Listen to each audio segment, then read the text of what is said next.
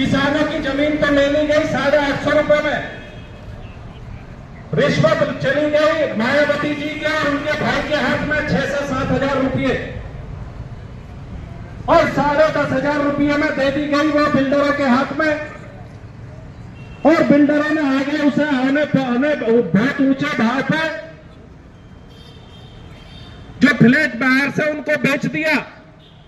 और आज भी देखोगे कि बहुत सारे बिल्डर जो कभी बिल्डर थे नहीं, जिन्हें बिल्डिंग बनाने का कोई अनुभव नहीं था, उन्हें अलॉटमेंट हुए, बहुत सारे तो आज भी जेल में हैं। कई हजार करोड़ रुपए बायर्स का उनके हाथ में फंसा हुआ, रेरा बनने के बावजूद भी आज तक किसी की वसूली नहीं हो पाई है।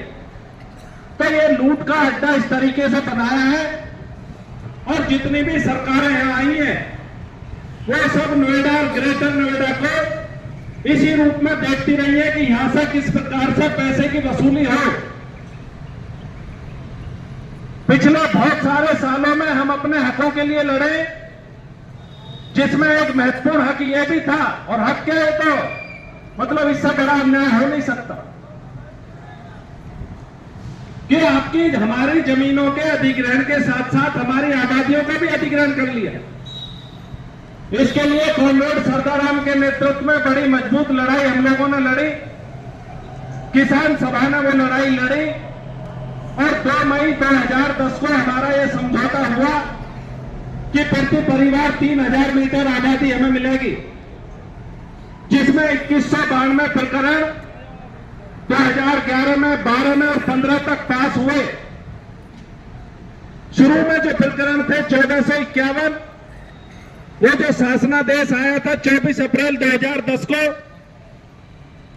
आंदोलन करने के बाद, नीति बनने के बाद, उसके तहत 1451 मामले हमारे पास हुए, और फिर 19 नवंबर 2011 को नई आबादी नियमावली अस्तित्व में आई, और नियमावली के तहत 533 मामले पास हुए।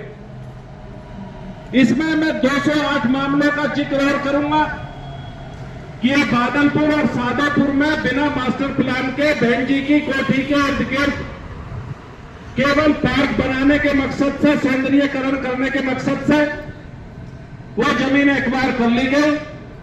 हम लोग वहां पर जम के लड़े, और लड़ाई का नतीजा यह हुआ कि 12 अगस्त 2008 को हमारा समझौता हुआ।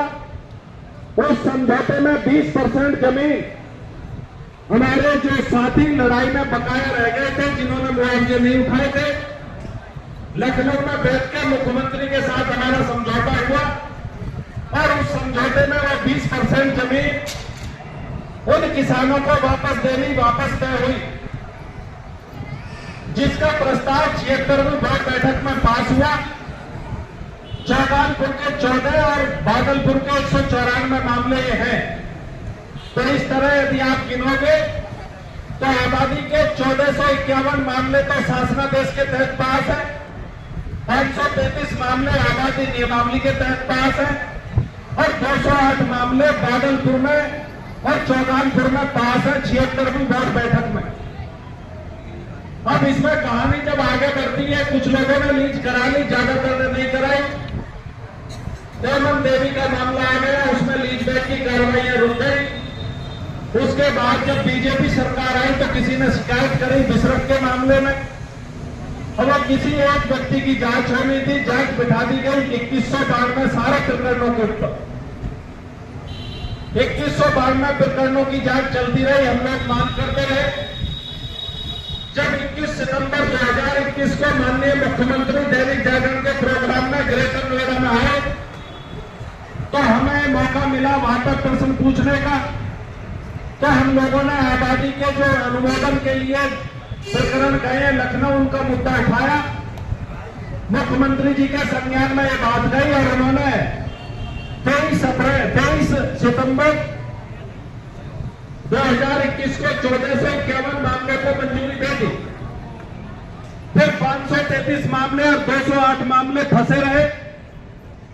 जो आपका अभी समझौता हुआ है 16 सितंबर को, जिसमें आपका 4% के प्लॉट को लेकर के आपके भूमिहीन के प्लॉट को लेकर के, रोजगार को लेकर के, 17.5% के कोटा को लेकर के और तमाम मुद्दों को लेकर के जो आपका एक समझौता हुआ,